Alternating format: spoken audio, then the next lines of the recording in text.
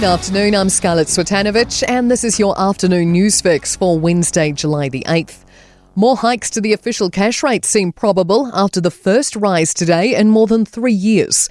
The Reserve Bank's Monetary Policy Committee agreed unanimously to lift the OCR 25 basis points to 2.5%.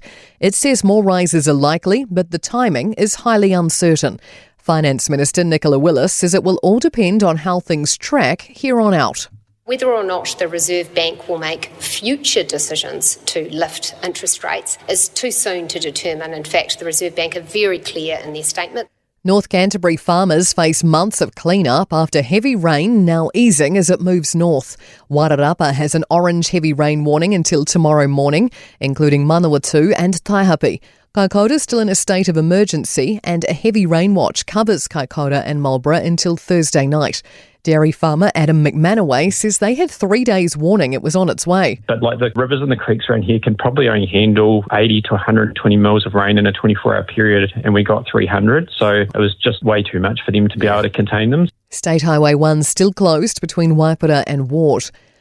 Labor says its solar policy will benefit renters and rural communities, not just city dwellers. National and Labor's election policies would both let homeowners pay back low-interest loans for solar through their rates. But Labor's plan, announced today, also lets local lines companies provide loans, repaid through power bills. Leader Chris Hipkins says this is a better solution for many regions and will save money. It's good for the lines companies because they don't have to put a whole lot of extra capacity into more isolated areas, but it's good for the people in those isolated areas because they save twice. ACT wants to expand the three strikes law, claiming judges give burglars too much leeway. The party says if elected, it wants mandatory 3-year prison sentences with no parole for those convicted of burglary 3 times. For aggravated burglary, offenders would get a burglary strike and another under 3 strikes violent crime rules.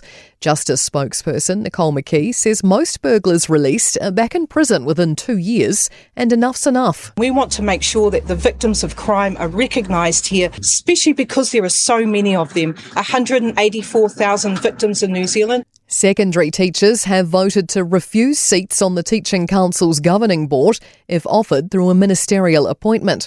Jamie Cunningham has more. A PPTA ballots overwhelmingly backed the boycott after the government changed the law to let the Education Minister appoint council members rather than them being elected. President Chris Abercrombie says this shows teachers believe the profession should have a direct say on who represents them on their professional body. To sport, and selection manager Gavin Larson believes having Quicks, Adam Milne and Lockie Ferguson on casual contracts will offer crucial support to the fully contracted bowlers facing a hectic summer schedule. 6 European nations have made the quarter-finals at football's World Cup, with Morocco and Argentina the only 2 countries from outside the continent. New Zealand Rugby's appointed former All Black Conrad Smith as its head of men's high performance, with his immediate boss Don Tricker praising Smith's combination of lived experience, intellect and credibility. I'm Scarlett Swetanovich. That's your latest news fix. We'll be back with the next update tomorrow morning from the Newstalk ZB newsroom.